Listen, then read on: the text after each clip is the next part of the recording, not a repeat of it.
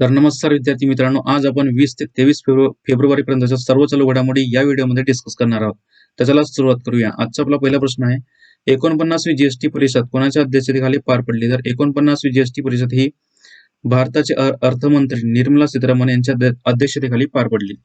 त्यानंतरचा प्रश्न आहे, महाराष्ट्राचे नवे राज्यपाल रमेश बैस यांना कोणी शपथ दिलेली आहे? तर अलीकडे महाराष्ट्राचे नवे राज्यपाल रमेश बैस यांना मुंबईचे मुख्य न्यायाधीश संजय गंगापूरवाला यांनी महाराष्ट्राचे नवे राज्यपाल रमेश बैस यांना शपथ दिलेली आहे.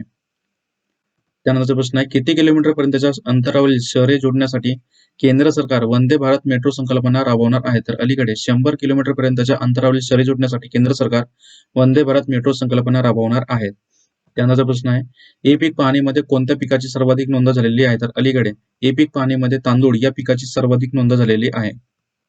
त्यानंतरचा प्रश्न आहे, ब्रिटनमधील ऑक्सफर्ड युनिव्हर्सिटीच्या सीईओ पदी कोणत्या व्यक्तीची नियुक्ती करण्यात आलेली आहे? तर अलीकडे मेघना पंडित यांची ब्रिटनमधील ऑक्सफर्ड युनिव्हर्सिटीमध्ये सीईओ पदी यांची नियुक्ती करण्यात आलेली आहे. ब्रिटनचा जर विचार केला तर राजधानी आहे लंडन, मुख्यमंत्री आहेत करन्सी आहे पाऊंड स्टर्लिंग, येथील प्राईम मिनिस्टर आहेत ऋषी सुनक आणि इथले नवीन राजा आता चार्ल्स थर्ड.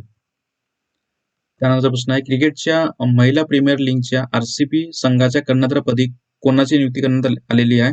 तर अलीकडे क्रिकेट महिला प्रीमियर लीगच्या आरसीबी संघाच्या कर्णधारपदी स्मृती मंधाना यांची नियुक्ती करण्यात आलेली आहे. त्यानंतरचा प्रश्न आहे, केंद्र सरकारने कोणाला दहशतवादी म्हणून घोषित केलेले आहे? तर अलीकडे केंद्र सरकारने अरविंद सिंग रिंदा यांना दहशतवादी म्हणून घोषित केलेले आहे. त्यानंतरचा प्रश्न आहे, क्रिकेटमध्ये 25,000 धावा करणारा विराट कोहली जगात कोणत्या क्रमांकाचा खेळाडू ठरलेला आहे? तर अलीकडे क्रिकेटमध्ये 25,000 धावा करणारा विराट कोहली हा जगात 6व्या क्रमांकाचा खेळाडू ठरलेला आहे. ऑस्ट्रेलिया विरुद्धच्या दुसऱ्या कसोटीच्या दुसऱ्या डावात आंतरराष्ट्रीय क्रिकेटच्या कारकिर्दीत 25,000 धावाचा टप्पा त्यांनी ओलांडलेला होता. त्यामुळे सर्वात कमी डावात हा टप्पा गाठणारा फलंदाजीमध्ये कोहलीने सचिनला मागे टाकलेले आहे. सचिनने एकूण 577 डावामध्ये अशी कामगिरी त्यांनी केलेली होती.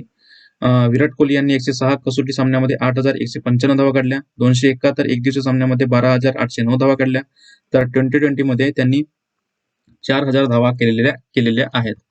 ठीक आहे. त्यानंतरचा प्रश्न आहे, कोणत्या संघाने रणजी ट्रॉफी आपल्या नावावर केलेली आहे? तर अलीकडे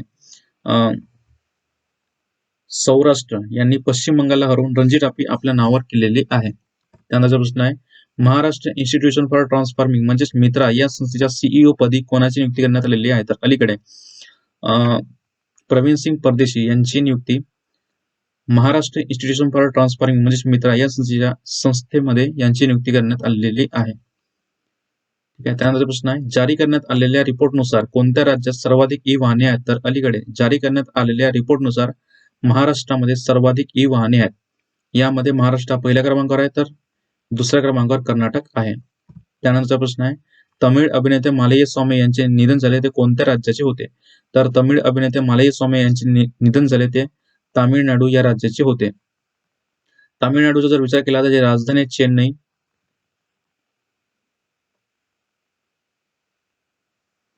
मुख्यमंत्री आहेत एम के स्टॅलिन, राज्यपालात आर्यन रवी. त्यानंतर प्रश्न आहे, मराठवाडा साहित्य परिषदेच्या कुसुमाग्रज विशेष काव्य पुरस्कार कोणाला जाहीर झालेला आहे? तर अलीकडे डॉक्टर रणधीर शिंदे यांना मराठवाडा साहित्य परिषदेच्या कुसुमाग्रज विशेष काव्य पुरस्कार म्हणून यांना जाहीर झालेला आहे. त्यानंतर प्रश्न आहे, मराठवाडा साहित्य परिषदेच्या लीला धनपाल काव्य पुरस्कार कोणाला जाहीर झालेला आहे? तर अलीकडे मराठवाडा साहित्य परिषदेच्या लीला धनपाल काव्य पुरस्कार हा प्राध्यापक विलास वैद्य यांना जाहीर झालेला आहे. त्यानंतर प्रश्न आहे, आंतरराष्ट्रीय T20 मध्ये 3,000 धावा करणारी पहिली भारतीय महिला कोण ठरलेली आहे? तर अलीकडे आंतरराष्ट्रीय T20 मध्ये 3,000 धावा करणारी पहिली भारतीय महिला ही हरमनप्रीत कौर ही ठरलेली आहे. त्यानंतरचा प्रश्न आहे, ग्रॉस डोमेस्टिक क्लायमेट रिस्क नुसार जगातील किती राज्यांना हवामान बदलाचा धोका आहे? तर अलीकडे ग्रॉस डोमेस्टिक क्लायमेट रिस्क नुसार जगातील एकूण 100 राज्यांना हवामान बदलाचा धोका आहे. ठीक आहे. हवामान बदलाचा धोका असणाऱ्या राज्यामध्ये देशाच्या एकूण 14 राज्यांचा समावेश आहे. सर्वाधिक हवामान बदलाचा धोका हा चीन या देशाला आहे. त्यानंतरचा प्रश्न आहे, महाराष्ट्राच्या मुख्यमंत्री प्रधान सचिव म्हणून कोणाची नियुक्ती करण्यात आलेली आहे? तर महाराष्ट्राचे मुख्यमंत्री प्रधान सचिव म्हणून ब्रिजेश सिंग यांची नियुक्ती करण्यात आलेली आहे. त्यानंतरचा प्रश्न आहे, रेल्वे बोर्डाने जाहीर केलेल्या यादीनुसार देशात कोणते रेल्वे स्टेशन सर्वाधिक उत्पन्न देते? तर रेल्वे बोर्डाने जाहीर केलेल्या यादीनुसार देशात दिल्ली रेल्वे स्टेशन हे सर्वाधिक उत्पन्न देते. यामध्ये महाराष्ट्रात रेल्वे उत्पादनामध्ये मुंबई 6व्या क्रमांकावर आहे, तर पुण्याचा 10वा क्रमांक लागतो. त्यानंतरचा प्रश्न आहे, कोणत्या राज्यामध्ये कॅटफिश ची एक प्रजाती आहे शिंगाळा या नव्या प्रजातीचा शोध लागलेला आहे? तर अलीकडे केरळ या राज्यामध्ये कॅटफिशची जी एक नवीन प्रजाती आहे जिचं नाव आहे शिंगाळा, या प्रजातीचा शोध केरळ या राज्यामध्ये लागलेला आहे. केरळचा जर विचार केला तर राजधानी तिरुअनंतपुरम, मुख्यमंत्री आता पिनराई विजयन, राज्यपाल आहेत आरिफ मोहम्मद खान. प्रमुख नॅशनल पार्क आहेत मतिकेटम, पंबाडम, एरिकुलम आणि सायलेंट व्हॅली नॅशनल पार्क.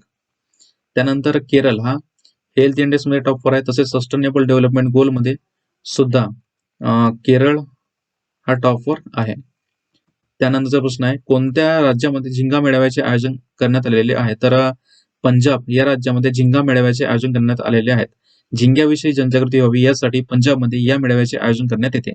पंजाबचा जर विचार केला तर याची राजधानी चंदीगड, मुख्यमंत्री आहेत भगवंत मान. त्यानंतरचा प्रश्न आहे, बुद्धिबळाशी निगडीत 80वे ग्रँडमास्टर कोण बनलेले आहेत? तर बुद्धिबळाशी निगडीत 80वे ग्रँडमास्टर हे विघ्नेश NR हे बनलेले आहेत. तर आदित्य मित्तल हे 77वे ग्रँडमास्टर होते.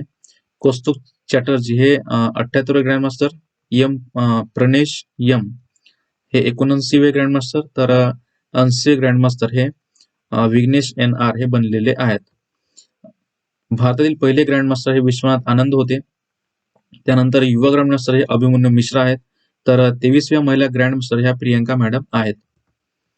त्यानंतरचा प्रश्न आहे, नीती आयोगाचे नवे CEO म्हणून कोणत्या व्यक्तीची नियुक्ती करण्यात आलेली आहे? तर अलीकडे नीती आयोगाचे नवे CEO म्हणून BVR सुब्रमण्यम यांची नियुक्ती करण्यात आलेली आहे.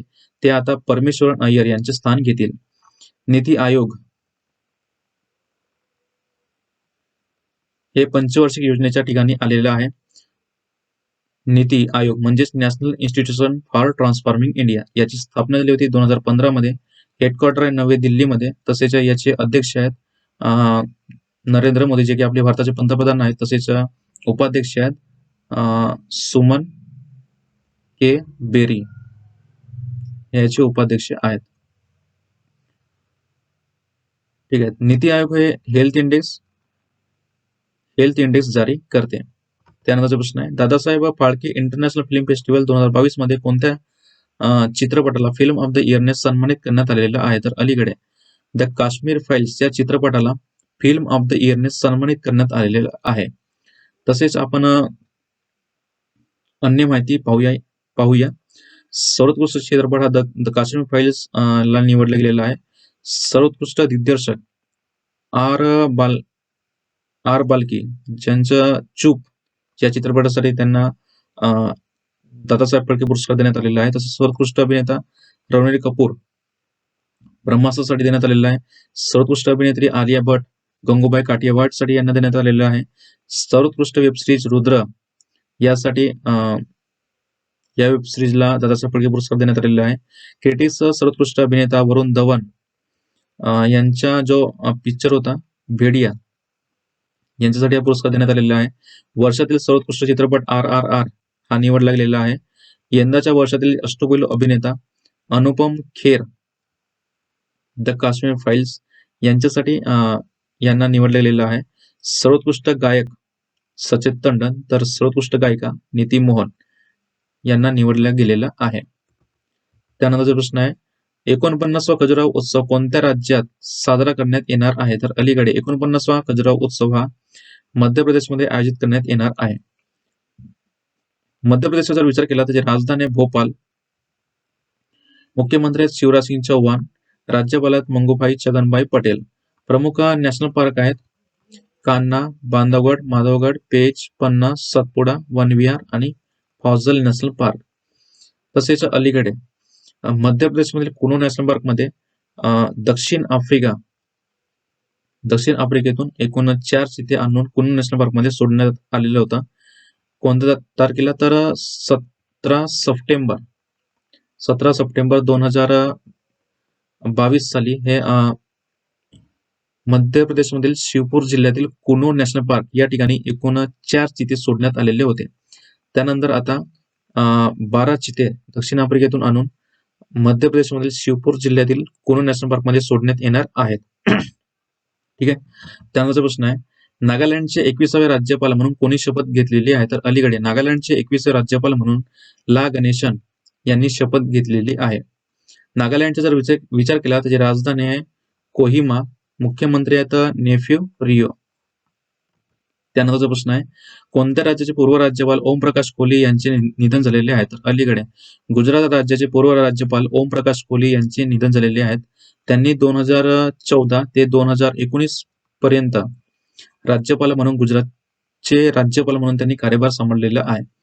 गुजरातचा जर विचार केला तर याची राजधानी गांधीनगर, मुख्यमंत्री आहेत भूपेन पटेल, राज्यपाल आहेत आचार्य देवव्रत. त्यानंतर प्रमुख नॅशनल पार्कचा जर विचार केला तर गीर, वंसदा, ब्लॅकबक आणि मरीन इत्यादी नॅशनल पार्क हे गुजरातमध्ये आहेत.